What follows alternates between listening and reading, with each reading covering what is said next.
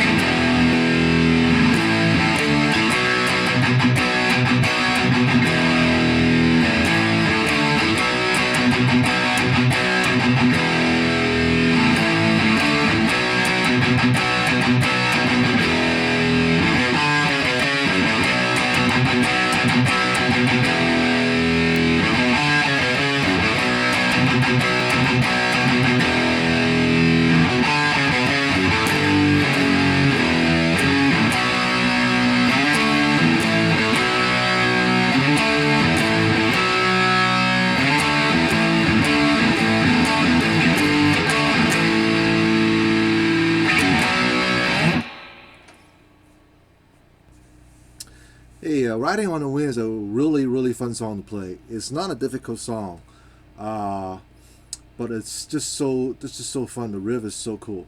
Anyway, so let's talk about the main theme of the song. It goes like this.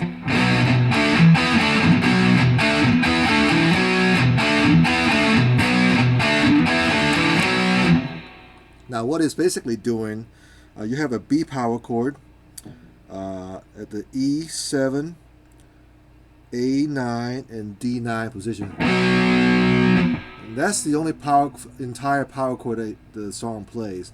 Well, for this part anyway. And the rest is based on two notes. It's a perfect fourth interval. You have the 7th fret of D and G together, and 9th fret of D and G together, and 7th fret of A and D string together. Now those are power chord too. Those are just a break up into section, because a power chord, take the B power chord for example, you have a perfect fifth and then a perfect fourth between. So we only play the ring finger and the pinky, those two notes right there. So that's what we're doing here. We're playing the power chord, but we're only playing part of it. So that's why you get that faster sound switching just to play those two notes. So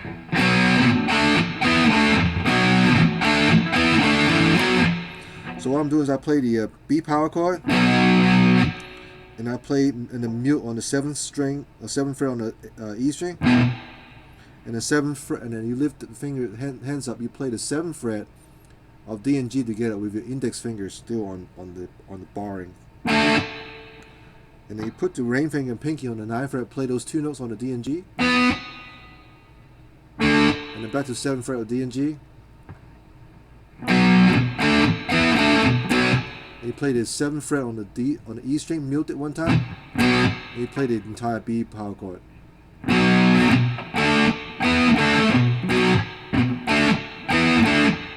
So you do the same thing again. Now next time, instead of playing mute on the 7th fret on the E string, you play the 7th fret on the A and D string, and then the 9th fret on the D and A and D. So it's like basically you go from the A perfect fourth to B perfect fourth. So the whole thing goes like this, slowly.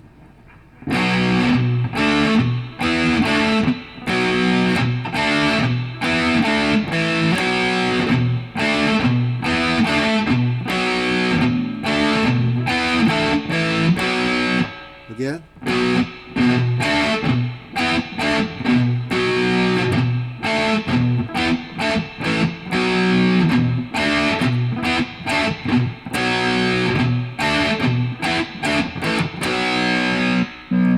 I'm playing really fast and it sounds really cool.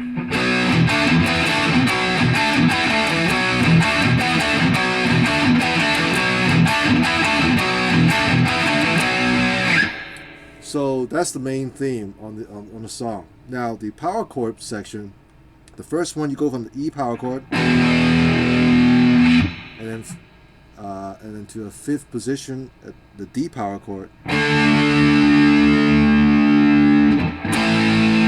Actually, I'm sorry. So you go from the start from the E power chord, open E power chord to A power chord at the fifth position, and then D power chord at the fifth position again at the A string, and then you play it again. Open the E power chord, A, D. Now next one you play the B power chord at the second position at the A string, and then D power chord at the fifth position, A string. Fifth A power chord at the fifth position, E string. Back to B power chord again.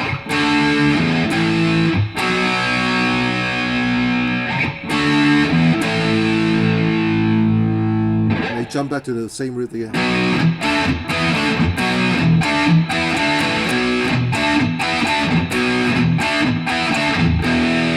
B power chord, A, D,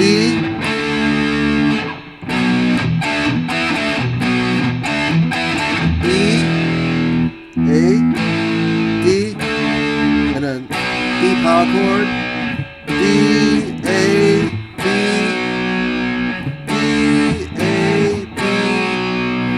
Now, you just repeat this over and over, and then it gets to the, 1/3 of the way it plays this.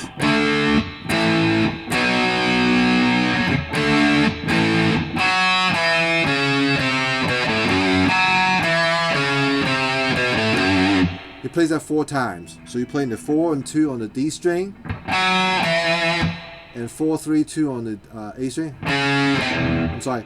So 4, 2 on the D string, 4, 3 on the A string, and then 2 and open on the A string, and then 2nd fret on the E string.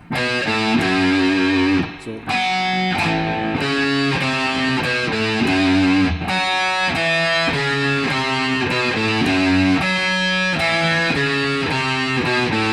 Time. Back to the main riff.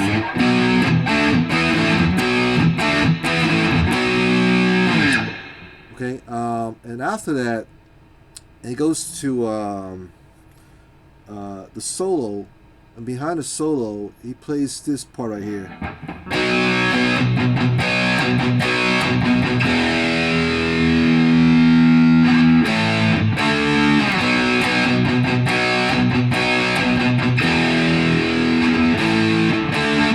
So basically it's B power chord, E, A, D, but the B power chord, the pattern goes like this.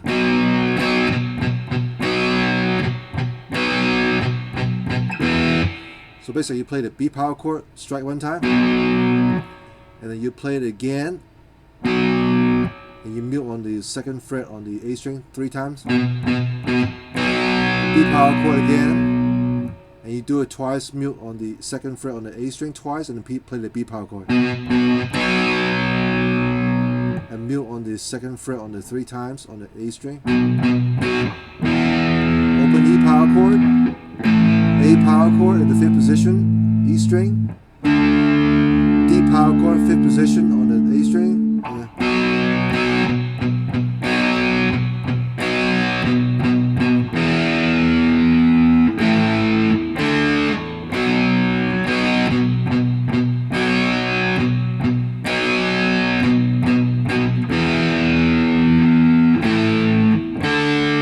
After the solo, it plays this same part again, this strumming part on the B chord.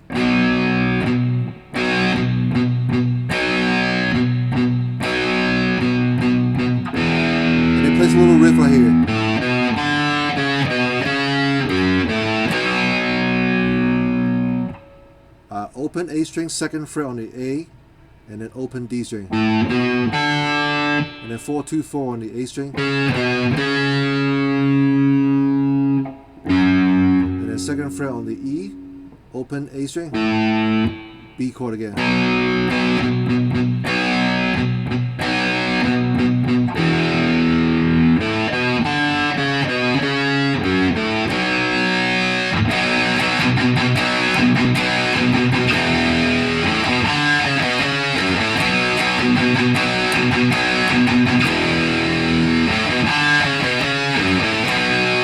And at the end of the song, it's riding on the wind. It goes. So that's G power chord at the 3rd fret, and the F sharp power chord at the 2nd fret. Open E power chord, F sharp power chord, 2nd fret, B power chord at the 2nd fret on the A string.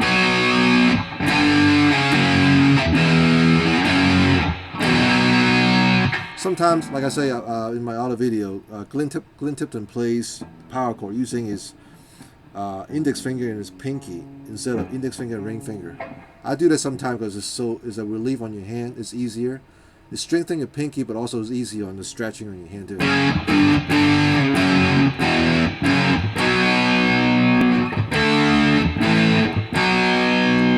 I've watched Glenn Tipton play. Kind of plays up a little further up. The neck is closer to his chest. Make it sound. He make it look so easy. That's because it is. Once you get used to using your pinky play, it's really as a relief on your hand playing power chords. So I highly recommend doing that too. All right. Okay. In the last part of the song, at the very end, he goes like this.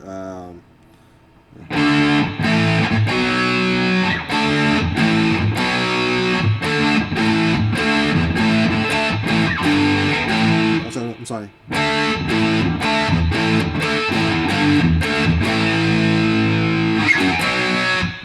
So what I'm playing is I play the D power chord, A power chord 3 times. And then G power chord, D power chord, A power chord, and then F sharp power chord, 2nd fret, B power chord, 2nd fret on the A string.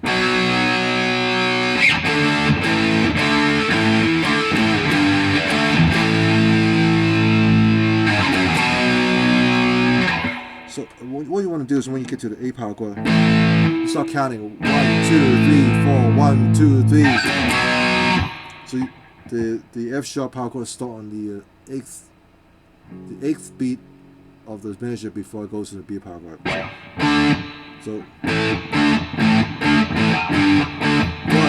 3, 4, 1, 2, 3. So that's the whole song, excluding the solo. And solo is just pentatonic. You can probably try to figure it out your own or improvise on the solo. But yeah, it's a fun song to play. So hope you enjoyed it. Thank you.